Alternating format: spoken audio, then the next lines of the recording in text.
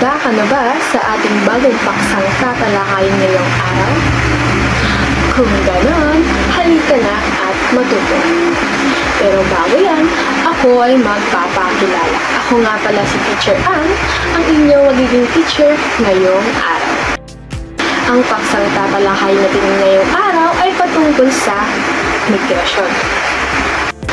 Kapag naririnig nyo ang salitang migrasyon class, ano ang pumapasok o ano ang ideya na pumapasok sa inyong isip? Mahusay! Dahil ang migrasyon class, ito ay ang paglipat ng isang tao ng kanilang tirahan panloob man o panlabas na bansa. At alam niyo ba class, na ang migrasyon ay hango sa Latin na migrasyonen, nang ibig sabihin ay paglipat ng tirahan. Ngayon naman class, dahil alam niyo na kung anong ibig sabihin ng migrasyon, ano naman po ang tawag sa taong lumilipat ng tirahan? Mahusay! Dahil ang taong lumilipat ng tirahan ay tinatawag na migrante. Ngayon naman, talakayin natin ang iba't ibang uri ng taong lumilipat ng tirahan. Ang unang uri ng taong lumilipat ng tirahan ay tinatawag na emigrante. Sila yung mga tao na umaalis sa sariling bansa. Halimbawa, si Nene ay taga-Pilipinas. Siya ay aalis ng bansang Pilipinas papunta sa bansang Thailand. Yun ang halimbawa ng unang uri ng taong lumilipat ng tirahan. Ito ay tinatawag na emigrante. Ang pangalawang uri naman ng taong lumilipat ng tirahan ay tinatawag na imigrante. Ito yung mga pumapasok sa bansa. Katulad ng halimbawa ko kanina, si Nene ay umalis sa kanyang sariling bansa.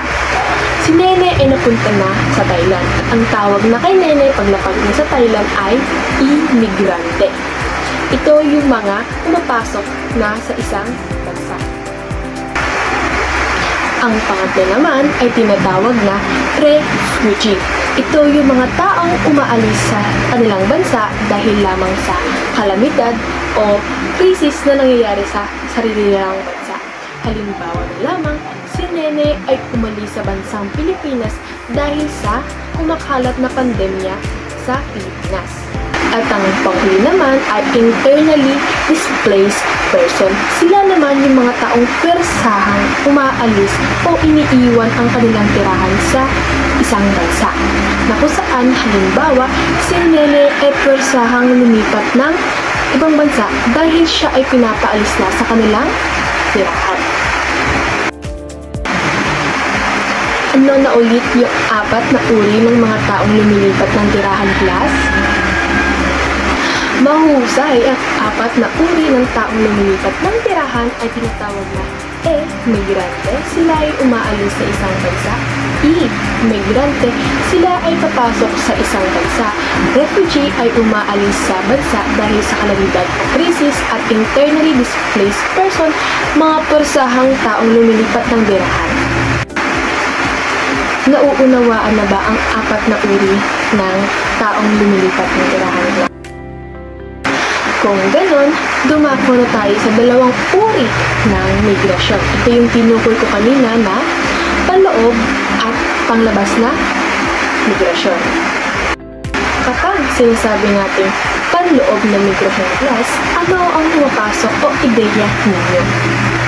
Mahusay! Dahil ang migrasyon ay paglipat ng tahanan at panloob ay sa loob, ito ay paglipat ng isang tao ng tirahan mula lamang sa loob ng bansa.